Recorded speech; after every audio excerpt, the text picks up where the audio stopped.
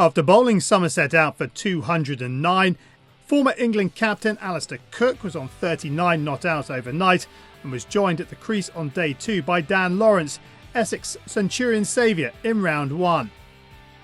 The youngster was brought back down to earth, however, as he was dismissed LBW for naught by Craig Overton. Cook picked up where he left off and brought up his classy half-century.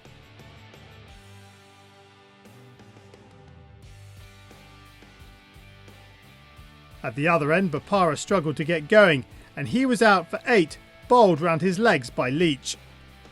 Essex then got into a spot of bother as Gregory bowled Cook 5 balls later, the score 81 for 5 in the 37th over. The visitors managed to put on another 10 runs before Tendaskata was out for 4, flicking a ball off Gregory straight into the hands of Hildreth at mid-wicket. And 3 balls later, Wheater was bowled for 4 by Van der Merwe. Zaidi showed some resistance, taking on the Somerset bowlers, which included a cleanly struck 6 over mid-wicket. But shortly before lunch, another wicket fell as Van der Merwe claimed his 3rd. Harmer dismissed for 9, caught behind. Essex were 88 runs behind and needed quick runs going into the afternoon session with 2 wickets remaining. The Somerset bowlers had other ideas though, as Wagner was bounced out by Jamie Overton for 5, caught behind by Davies. And Zaidi was sent on his way the following over, also caught behind by Davies, off Leach. That wrapped up the Essex innings, all out for 129, which meant Somerset went out to bat for their second innings 80 runs ahead. Trescothick showed good intent from the offset, but Essex got the early wicket they needed in the 3rd over as Porter dismissed him for 5 LBW. Elgar proceeded to pick up boundaries after Abel came to the crease, but the young captain didn't last long as he feathered a ball to Wheater behind off Porter, out for 1. In came Hildreth, who played positively, finding the boundary rope several times.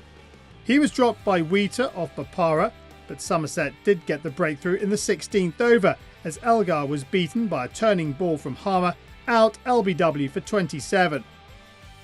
Bopara persisted the following over and got his man Hildreth out for 35, caught by Harmer on the offside, and things were looking up for the visitors.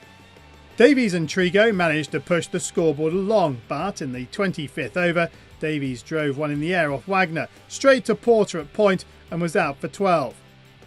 Gregory picked up a boundary shortly before tea and walked off with Trigo with the score at 108 for 5 during the break. Somerset came out after the final interval, Wagner immediately taking the wicket of Trigo, who was caught behind by Wheater for 17. Wagner struck again 2 overs later, sending Van der Merwe on his way for 2 before then dismissing Gregory out for 16.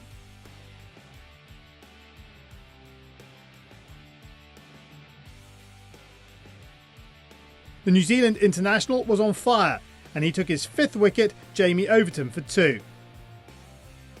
Somerset's final pair did manage to show some resistance though, as Craig Overton and Leach picked up boundaries to bring up a 50 partnership before Wagner struck for the final time, picking up his 6th wicket, dismissing Craig Overton for 22.